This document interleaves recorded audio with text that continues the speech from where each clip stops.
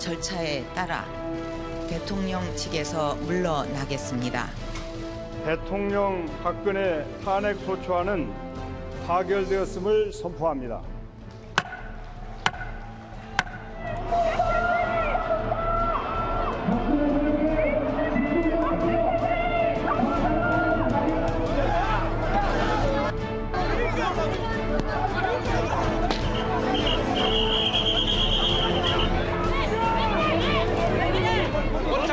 청구인 측에는 예리한 일본들을 주고 피청구인에게는 동일한 부역할을 주면서 공정한 증검 승부를 하라는 것과 같다고 할 것입니다. 이런 것이 결국 소송 지원을 목적으로 이루어진 것이다.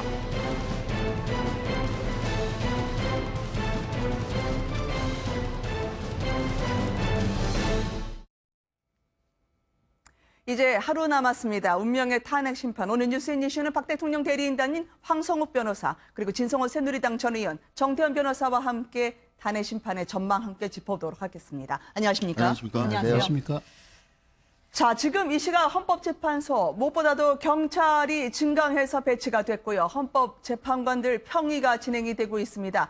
아직까지 2시간 정도 시점인데요. 이 시각 헌법재판소 앞을 보고 계십니다. 변호사님, 일단 평의가 2시간을 넘긴다면 시간만으로는 간단하게 얘기하기 힘들겠습니다만 어떤 긴장감을 저희가 가질 수 있을까요? 아마도 내일 이제 탄핵 그 결정을 선고하기로 되어 있기 때문에 오늘 아마 최종적으로 네. 그 문화를 가다듬는 네. 그런 평의를 하고 있을 걸로 추측이 됩니다. 네. 그래서 조금 뭐 시간이 길어지더라도 결론이 달라지는 것은 아니고 아마 결론은 각 재판관마다 마음속에 다 정해 네. 놓으셨을 것이고 이제 예를 들어서 기각하는 의견, 네. 또 인용하는 의견, 또 각하는 의견이 있다면 거기에 맞게 문장을 좀 다듬고 네. 또 그 의견이 전부 다 재판관에 이름이 들어가거든요. 네. 그래서 국민들이 볼 때에도 황당한 주장이 아니다. 그런 게 돼야 되기 때문에 지금 최종적으로 그 다듬고 있을 걸로 보입니다. 자, 황성욱 변호사님 오늘 뉴스앤 이슈에 함께해 주셨는데, 자, 대리인단으로서 내일 전망, 당연히 기각이시겠죠? 네, 뭐 기각 아니면은 네. 각하가 나올 수도 있다라고 저는 예상하고 있습니다. 네. 왜 그렇습니까? 뭐 대리인단 입장에서는 네. 뭐 이 사태가 사실관계가 일단 저희가 봤을 때는 대통령이 무슨 잘못을 했다라는 부분이 명확하게 드러나지 않고 네. 오히려 관련이 없다라는 사실관계가 드러난다고 저희는 판단하고 있고요. 네네. 그리고 뭐 무엇보다도 헌법과 법률 절차라는 사법적 제도로 우리는 탄핵 제도를 유지하고 있기 때문에 네. 그 중대성 여부도 과연 통과할 수 있을지. 네. 그리고 이번에는 노무현 대통령 탄핵당은 좀 다릅니다. 사실관계가 확정되지 않은 거를 소추를 했기 때문에 각하 여부에 대한 마지막 법리 검토도 네. 헌법재판소에서 있을 것이라고 저는 판단하고 있습니다. 무엇보다도 현재 삼엄한 경비 속의 헌법재판소를 보고 계십니다. 지금 재판관들의 오늘 출근길 보니까 이정미 권한대행은 상당히 굳은 표정이시더라고요. 그렇죠. 그러니까 이정미 재판관 같은 경우는 본인의 집 주소, 뭐 심지어는 미용실까지도 지금 언론에서 떠들고 있지 않습니까? 네. 그 뭐 인터넷 TV 통해서. 그렇다면 이런 것들은 정말 야만적인 행동들입니다. 이런 거 없어져야 되고요. 또 하나는 뭐 여기 대리인단이 계시지만 죄송한 말씀이지만 대통령의 대리인단에 속한 변호사께서도 집회에 나가서 마치 헌재 불복할 수 있다는 듯 우리가 무슨 북한의 인민이냐는 이런 식의 발언은 좀 자제해 주시는 게 좋지 않을까. 그리고 저는 내일 탄핵이 기각이 되든 인용이 되든 간에 어쨌든 간에 모든 것은 헌법재판관들의 전문성과 양심에 맡기면 되는 겁니다. 그래야지 다른 정치권에서 인용해라 기각해라 이렇게 압력가하는 거. 그리고 지금도요 혼자 앞에서 저렇게 시위를 벌이는 거는 민주주의 표현이 아니라고 봅니다. 지금 저기서 시위하는 분들의 민주주의를 보호하기 위해서 이까지 온 건데 박근혜 대통령이 왜 왔습니까? 저는 내일 헌재가 어떤 결정을 내릴지 모르겠습니다. 솔직히. 그렇지만 박근혜 대통령은 자, 헌재 결정과 별도로 대통령으로 자격이 있느냐는 문제에 대해서만큼은 어쨌든 많은 국민들은 자격이 없다고 생각하는지도 모르겠습니다. 네. 여론조사에 따르면요. 무엇보다도 청와대는 오늘 담담하게 비관도 낙관도 하지 않겠다라는 입장을 밝히고 있습니다. 박 대통령 과거 탄핵 결과에 대해서요. 어떻게 바라보고 있을지 재판에 대한 심정을 이렇게 수려했었죠. 한번 들어보시겠습니다. 지금 대통령님께서 보시기에 재판 절차는 공정하다, 아니다. 어떻게 느끼십니까? 수용할 수 있습니까? 결과에 대해서? 하여튼 공정한 재판이 이루어지기를 바라고 있습니다. 뭐 재판 받는 입장에서 그 이상 말씀드리기는 어렵고요. 청와대에 있었던 복수의 관계자들에 따르면 대통령은 오늘 평상시와 다를 바 없는 표정과 목소리로 평상심을 유지하고 있다고 전언을 전했습니다. 무엇보다도 말씀하셨던 지금 대리인단 나오셨습니다만 김평호 변호사가요 과거에 나와서 하셨던 말씀이 있었거든요. 이거를 승복해야 되느냐. 물론 지금 변호사님 입장에서는 재심이라는 그런 단어를 쓰긴 합니다만 저희가 김평호 변호사 이야기를 잠깐 들어보고요. 또 대리인단이 내일 결과가 나온 다음에 어떻게 또 대처하실 수 있을지를 저희가 한번 여쭤보도록 할게요. 한번 들어보시겠습니다. 탄핵 사유도 지금 국회가 13가지 사유를 적었는데 13가지가 다 필요한 게 사실은 아니에요. 한 가지 한 가지 나눠서 투표했더라면 모두가 3분의 2를 통과하지 못해서 탄핵 사유가 하나도 안 생길 텐데 이게 사기가 아니고 뭡니까? 헌재에서 판결을 내리면 무조건 승복하자고. 여러분 우리가 노예입니까? 조선시대 양반들이나 우리 상놈들에게 그렇게 말했습니다. 무조건 양반들 말을 따르라고. 그러나 지금 우리가 조선시대입니까? 승복이라는 한 말은 정치적인 발언이기 때문에 보통 이제 대리인분들도 변호사분들은 재심이라는 이야기를 하시더라고요. 어떻습니까? 지금 이 시각 또 내일 결과까지 19시간도 남지 않았습니다만 대리인단에서 지금 공통적으로 재심 부분에 대해서는 어떤 의견을 모아가고 있는지요? 네, 그게 먼저 말씀드리자면 이 각자 대리 원칙이기 때문에 변호사가 각자 대통령의 변호사입니다. 그렇기 때문에 저희 대리인단 입장에서 어떤 통일적인 의견을 조율한다라는 것은 큰 어떤 쟁점이 아니고서는 있을 수 없고요. 그래서 뭐 김평호 변호사님께서 재심을 생각하신다면 김평호 변호사님이 그 법적 절차를 따라가시면 되고요. 저희도 또 저희 나름대로 법적 절차에 무슨 항의를 할 수 있다거나 불복할 수 있다면 검토할 수도 있습니다. 그러면 박 대통령은 최근에 만나보신 적이 있으십니까?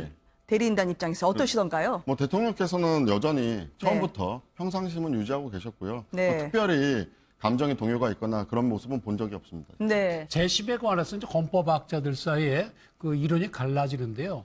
우선 그 대통령이 아닌 다른 탄핵 대상자들의 경우는 재심이 가능하다 이렇게 보는 반면에 대통령에 대한 탄핵 결정의 경우에는 재심을 허용해서는 안 된다. 그런 학설이 더 우세합니다. 어떻습니까? 그럼 만약에 지금 헌법재판소 앞에서요. 탄핵을 반대하는 분들은 3박 4일째 철야 농성 중이고 촛불 집회 측도 오늘 저녁부터 긴급 집회를 가질 예정이라고 합니다. 인용이 되면 혁명, 기각되면 총파업돌이. 사실 재판관들한테 상당히 압박이 되지 않을까요? 그러니까 지금 저 촛불 부대도 그렇고 태극기 부대도 그렇고 헌법 그 재판관들은 헌법과 법률에 따라 재판하는 겁니다. 대통령이 헌법이나 법률을 위반했고 그것이 또 파면할 정도 중대한 것이냐 그걸 법률적으로 보는 거거든요. 그래서 이것이 무슨 뭐 투표처럼 어느 쪽이 많으냐 뭐 여론조사해 보니까 뭐 몇 프로냐 거기에 따라 결정하는 게 아닙니다. 그래서 밤샘을 하시거나 그 앞에서 뭐 음독을 하시면 거기에 따라서 흔들려서는 안 되고 흔들리지도 않거든요. 그러니까 지금 뭐 촛불 부대도 그렇고 태극기 부대도 그렇고 자기들의 의사 표현은 좋지만 그걸 가지고 재판관들이 어떤 영향을 미치려고 한다든지 우리가 사람이 많으면 우리 뜻대로 결론이 나을 거다 생각하는 건 큰 착각이고 그렇게 해서는 안 되는 겁니다.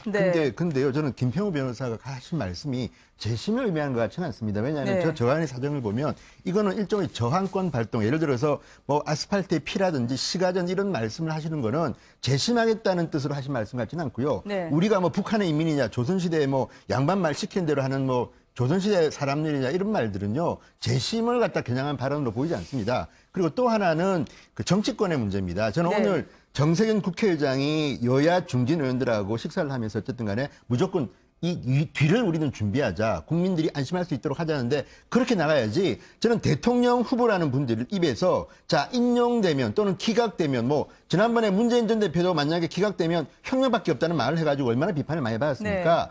대통령 후보 같이 책임진 자리에 있는 분들이야말로 해야 되고요. 다만 저는 이런 생각은 듭니다.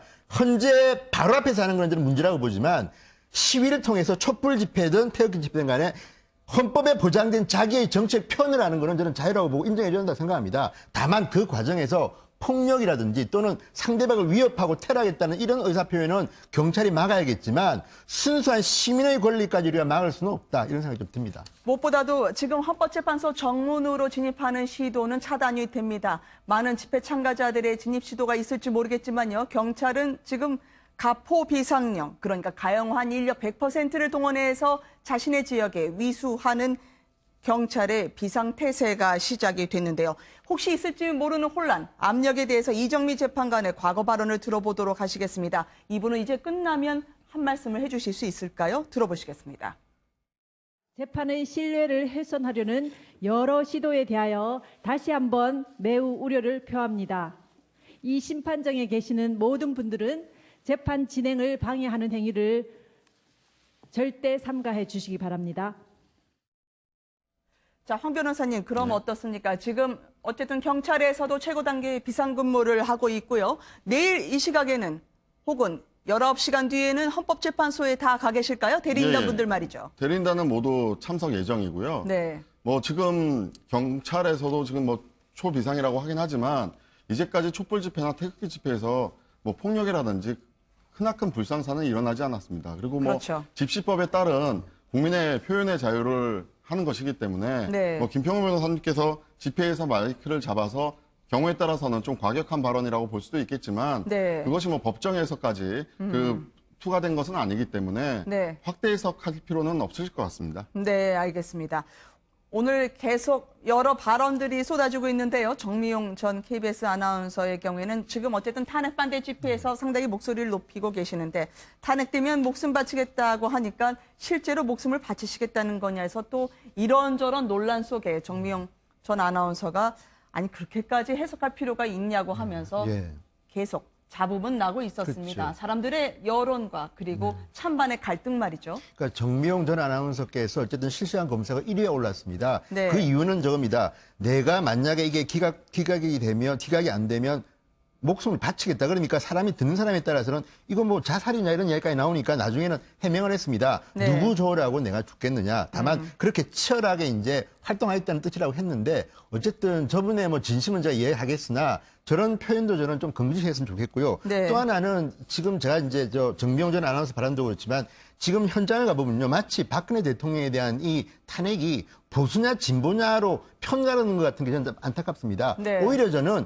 보수 진영에 있는 분들도 박근혜 대통령이 보수 출신 정치인 아닙니까? 오히려 저 사과를 해야 되는데 지금 저는 탄핵 시민은 헌재 재판관들이 하겠지만 지금까지 드러난 일에 대해서는 어쨌든 간에 보수 정치인들은 반성을 해야 되는데 네. 자꾸만 이것을 갖다가 진영 논리로 갖고 하는 것은 문제라고 보고요. 지금 저 헌법재판관들이 누굽니까? 통진당 해산을 결정했던 분들입니다. 네. 저분들은 이게 보수냐 진보냐의 논리가 아니라 이 사람이 헌법에 맞느냐 안 맞느냐를 갖다가 지금 심판하는 겁니다. 그렇다면 조금 더 냉정해질 필요가 있는데 지금 정미용 전 아나운서의 발언도 보면요. 저게 이제 보수냐 이제 진보냐의 진영 논리로 가는 것 같아서 좀 안타깝습니다. 네. 어떠세요? 정태훈 변호사님은 내일 예상을 어떻게 하십니까? 글쎄 뭐 순도에 점치는 건데 네. 그냥 단순히 그냥 추측해 보기는 각하는 좀 어렵지 않을까. 왜 그런가 하면은 네. 그 노무현 대통령 때 그 절차적인 문제들이 다 지적이 됐고 이번에 또 나오는데 그거는 지난번에 안 받아들인 그런 선례가 있어서 네. 이번에 바뀔 수도 있지만 그건 좀 어렵지 않을까 그런 생각이 들고요. 네. 다만 이제 이것이 기각이냐 인용이냐고 이제 볼 때는 이게 사실관계거든요.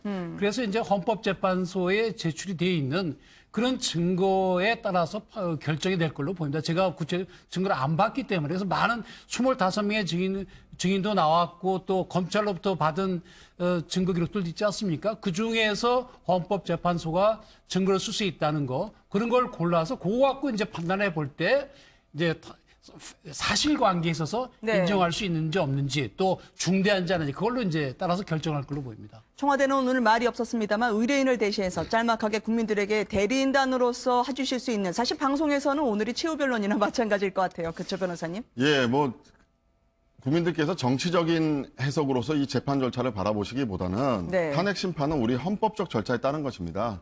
그런 헌법적인 절차에 맞느냐, 여기에 포커스를 맞추셔서 보시는 것이 네. 서로의 입장을 이해할 수 있고 또 각자의 입장에서 미래를 설계할 수 있는 그런 것이라고 저는 생각합니다. 알겠습니다. 오늘 함께해 주신 두 분께 그리고 세 분 이따가 진의원님 뵐게요.